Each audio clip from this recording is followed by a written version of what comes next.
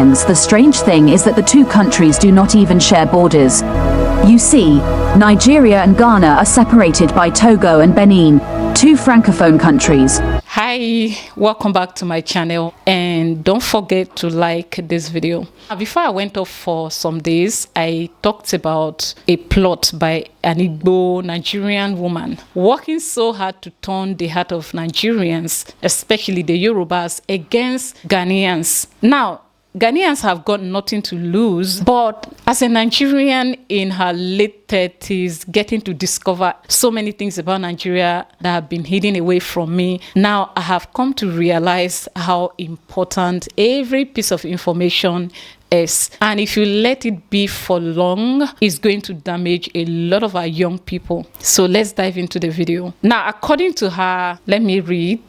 Facts you should know. Many people didn't know that 80% of the Nigerians in Ghana today are from one tribe, the Igbo tribe, while 10% are Southerners. The remaining 10% are middle belt, present-day Nigeria from the north, and very few Yoruba, despite some tribes in Ghana being of Yoruba descent. Number two, the Hausas you see in Ghana are mostly descendants of those who migrated centuries ago, though there are few present-day Hausas. Number three, have you noticed that there aren't many present-day Nigerians of Yoruba descent in Ghana? You get why. I don't want this video to be too boring, so I cannot go through all of what she wrote. Okay, so she went on to say so many things, including how Ghanaians seized the properties of the Yorubas and renamed them. According to her, they didn't even give them up to 2 weeks to pack out of Ghana. So I understand, coming from an Igbo woman, it is expected of her never to tell the truth. And I went to the comment section. I saw people believing her story already. Now I understand that there are a lot of Yorubas that intermarry the Igbos a lot, and then if your father is Yoruba, you have a Yoruba name. So I believe those are the ones. They were at our comment section believing her already and saying, oh, it's true. Because I know this tribe, well, if you allow them, they're going to play with the minds of everybody. That's why I'm doing this video. Towards the end of the video, I'll reveal her face to you guys. But for now, let's go back to history a little bit of what really happened during the Nigeria must go versus Ghana must go. Are you ready? Let's take a look. The Nigeria and Ghana rivalry has been around for as long as both countries have existed. This rivalry has strongly influenced the culture of the two countries in such a way that they compete in music, film, education, sports, and even jollof rice. Nigerians will prefer to lose a football match to the Senegalese national team than losing to the Black Stars of Ghana. When they eventually do, it's like a huge humiliation to the entire country and a great victory for the Ghanaians. The strange thing is that the two countries do not even share borders, but it has always felt like they did. Obviously, it has something to do with the two countries being English-speaking and British colonies amid two French-speaking countries. You see, Nigeria and Ghana are separated by Togo and Benin, two francophone countries, but it has never really mattered. They feel, act and behave like neighbors. Until Ghana's independence, both countries had the same currency, the same airline, and the same apex court settled all judicial matters. Then it was very common to see lots of Nigerians in Ghana and lots of Ghanaians in Nigeria. Ghana got her independence in March 1957, and their Nigerian cousins got theirs in October 1960. For many Nigerians, this didn't feel right. They were, of course, the bigger and the most populous of the two and should have gotten their independence before the smaller Ghana. And yes, Nigeria is bigger than Ghana, but at that time before oil was discovered in Nigeria, Ghana was the richest of the two countries. Then in November 1969, the Ghanaian government passed an order called the Aliens Compliance Order, which authorized all undocumented immigrants, or aliens as they called them, to leave Ghana. Even though there were Togolese, Burkinabes, Ivorians, and other West Africans in the country, Nigerians formed the majority of the foreign population in Ghana then. So, it felt like the exercise was aimed at Nigerians. Nigerians, however, will never forget this. Around 1974, Ghana's economy collapsed, and life in Ghana became difficult. This would lead many Ghanaians to migrate to neighboring countries in search of greener pastures, and one of these countries was, well, you've guessed it, Nigeria. You see, around 1958, Nigeria discovered oil, and it resulted in a boom in the country's economy. All of a sudden, it seemed the dynamics had changed. Nigeria was rich and Ghana was broke. Then in Nigeria, if you were a Nigerian family of any worth, you had to have a Ghanaian nanny, a Ghanaian maidservant, a Ghanaian cook, a Ghanaian gardener, and your children were likely to have a Ghanaian teacher at school or as a private tutor. Ghanaians living in Nigeria were having a good time until 1983, when the Nigerian government announced the expulsion of all undocumented aliens in the country, of which Ghanaians constituted the majority. To the Ghanaians, this felt like payback. This exercise will later be known unofficially as Ghana Must Go. Many Ghanaians affected often recount their journey back home as one of the most unpleasant experiences of their life. Most of them took only what they could carry for the journey, and either abandoned or cheaply sold what they couldn't. Their properties would be kept in a certain kind of plastic bag known today as the Ghana Must Go bag. In 1975, the Economic Community of West African State, ECOWAS, was formed. And as the two major English-speaking countries in the group, Ghana and Nigeria needed each other to make things work. And gradually, both countries went back to building a once-broken relationship. Nowadays, it seems the rift between the two countries has died down. Ghana remains a favorite destination for the rich and famous in Nigeria, as some of them often send their children to school in the country. Nigeria remains the entertainment heaven for most Ghanaians, owing to its popularity all over the world. In all, the rivalry between the two countries has come a long way, and to an extent, it has helped both countries improve. You may liken it to the Messi and Ronaldo rivalry in football, which has pushed both players into achieving some unimaginable feats. As such, I feel that the love-hate relationship between these two countries is a necessity if both countries want to continue to improve. There you have it. But I would like to know, what's the relationship that the Igbo people have with Shagari? Should we do that video? Why the Igbos love Shagari so much? They love him a lot, despite that he's a northerner. Why do the Igbos love Shagari like that? I mean, Shagari was the one that gave the order that Ghanaians leaves Nigeria within 2 weeks. 2 weeks. So now, do you know what this woman did in her own story? Everything that Ghanaians went through on their way back from Nigeria, she twisted the story. She made it all the obstacle, all the border closure at, is it Cotonou or Benin, how the borders were shut against Ghanaians. She twisted the whole story. Now, this woman said that Nigerians on their way to Nigeria from Ghana, some of them died on the road, the border was closed. Ghanaians, in fact, if you go and see what she wrote, I'm going to try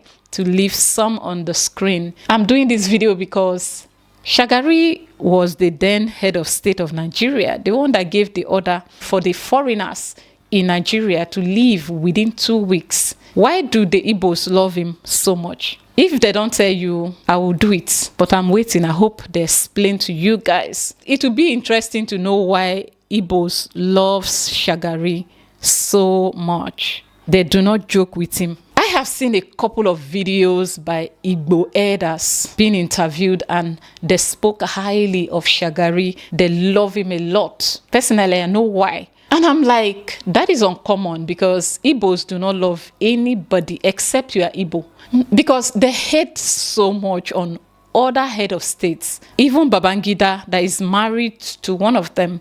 So they didn't love that one. Obasanjo, that did everything, including lying for them, lying to cover them up, to make the heart of Nigerians calm. He did so many things for them, even though they do not deserve it. They hated him. So, but why do they love Shagari so much? The anointing here, she comes in the name of Nigeria to do this thing.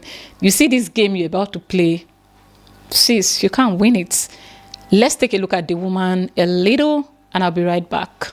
What kind of toxicity are they being embedded into that is making them act the way you're acting? You chose to trash the image of your nation and to make yourself a laughing stock as a career because it is paying you. You chose and capitalized on the gullibility of some Ghanaians, because not all Ghanaians will buy this trash. So you chose the gullible Ghanaians that will easily be brainwashed out of their own simple hatred. So you're deciding to make money off of them. There are better niches out there. There are good things you can talk about. It is good to choose a country and say, oh, I'm going to promote the image of this nation. That is fine. If you've chosen to promote a nation, go ahead and promote the nation. That is not a problem. All we are saying is this: why promoting Ghana? Promote Ghana totally.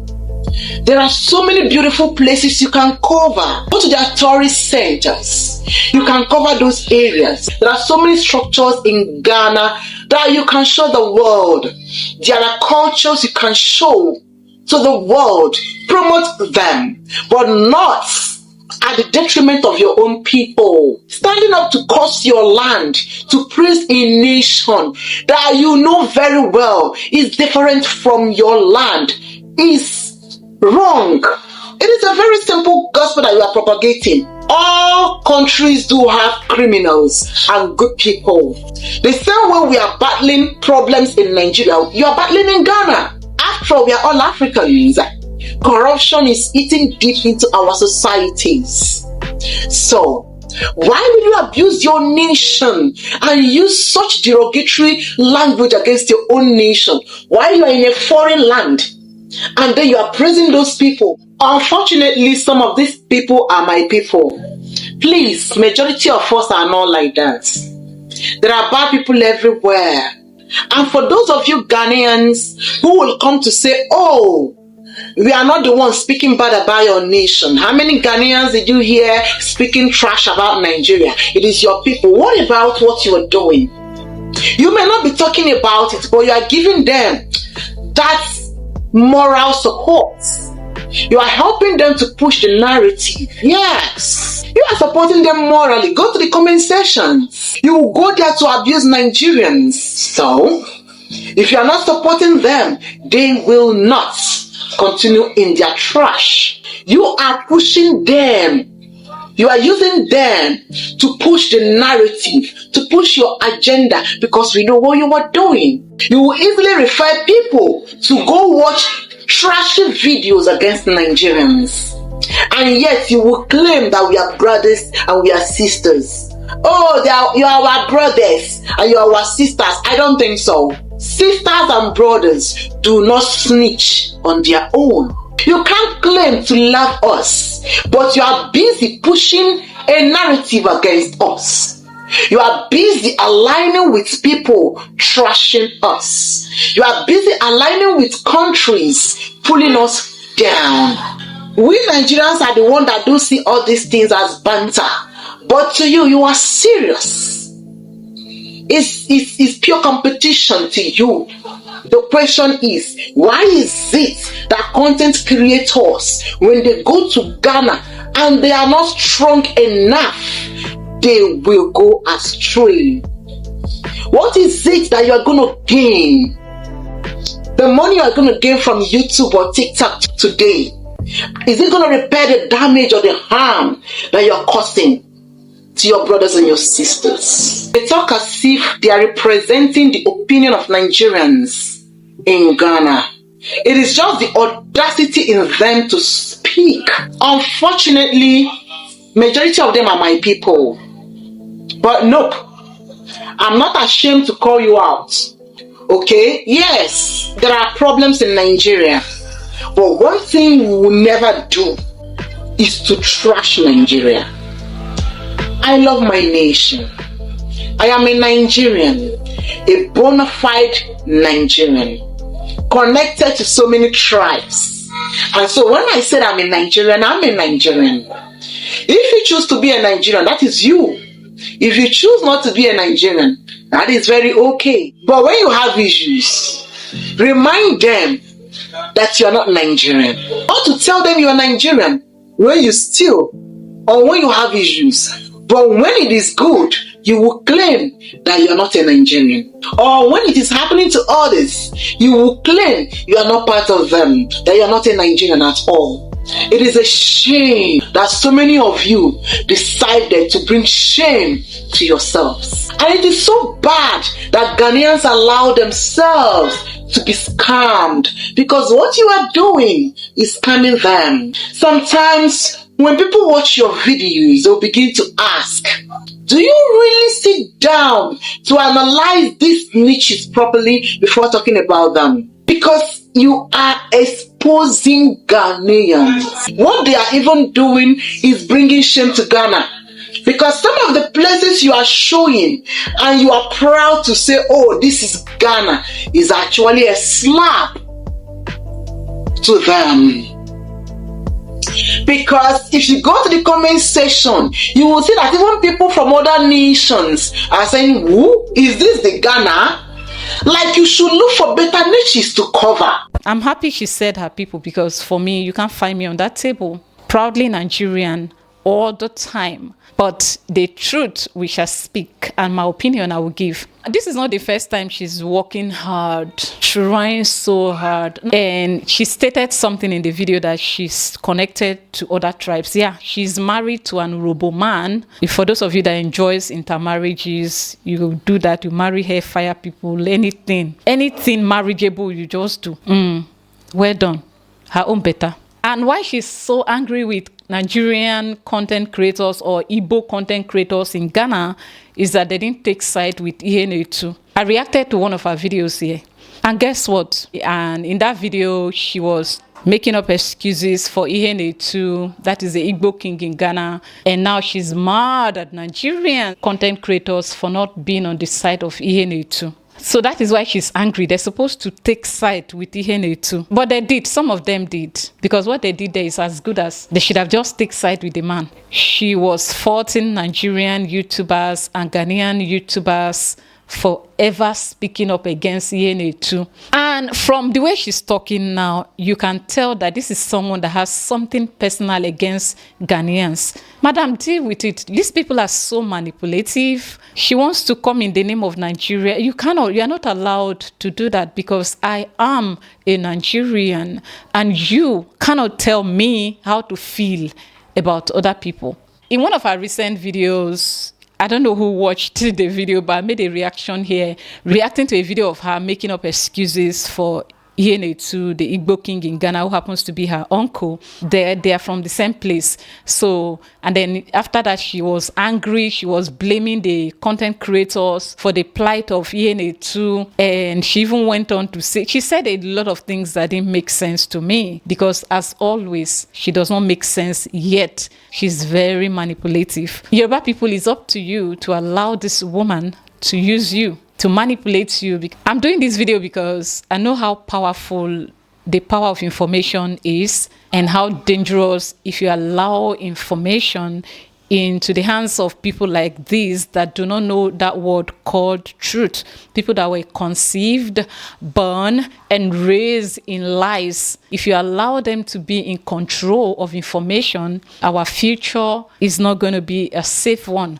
You can see her bitterness towards Ghana. I don't know what she has against Ghanaians. This is a woman that have lived there before. You went back to Nigeria. Whatever happened, happened. If you have any personal hatred or bitterness in your heart against Ghanaians for whatever reason, madam, deal with it. I got my eyes on you, and I will not be tired. Just before you go believing everything she said, do your research, okay? But you can believe her at your own risk. Mahano day. For me, as a Nigerian and a proud, bona fide, full-blooded Niger, and forever will be, I'm not saying I'm the one saying the truth. Do your research. Anyways, I'm done with this video. I'll see you in my next one. Toodles.